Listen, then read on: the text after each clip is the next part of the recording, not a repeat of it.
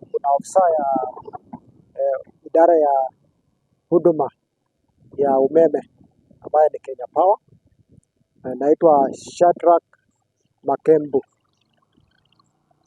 Alikuwa ameenda kusoma mita sehemu inaitwa Churchilless, na katika ile harakati yake ya kikazi alipata kukumbana na mhalifu ambaye alimshambulia na akamdunga visu, na tuliweza kurespond na tukakuta ya kwamba wananchi walikuwa wamemsaidia pia, akafikishwa hospitali. Tulimtembelea na tukamkuta ya kwamba alikuwa anaendelea na matibabu katika hospitali yetu kuu la Isiolo.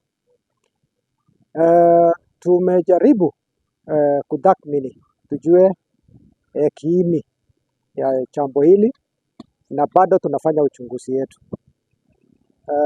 Hivi leo asubuhi tuliweza kupata ripoti ya kwamba tumempoteza, na yule mhalifu mwenye alifanya hivyo bado tunamsaka. Na ni meter readers ama ni wale wanatusaidia kwa maneno ya installation ya power kwa manyumba zetu ama kwa streets, tafadhali tuwasupport, kwa sababu umeme ni muhimu sana katika taifa letu na especially katika uchumi ya taifa letu, na kama hatuna umeme hata usalama itakuwa vigumu kuendesha.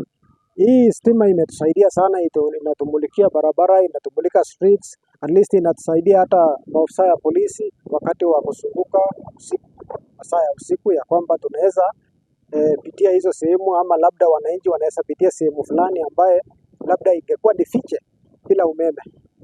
So nawasihi wananchi, tafadhali tusaidiane sisi wote ili tuhakikishe ya kwamba tumelinda na kupatia usalama ya kutosha watu wa ulinda usalama wetu wa umeme.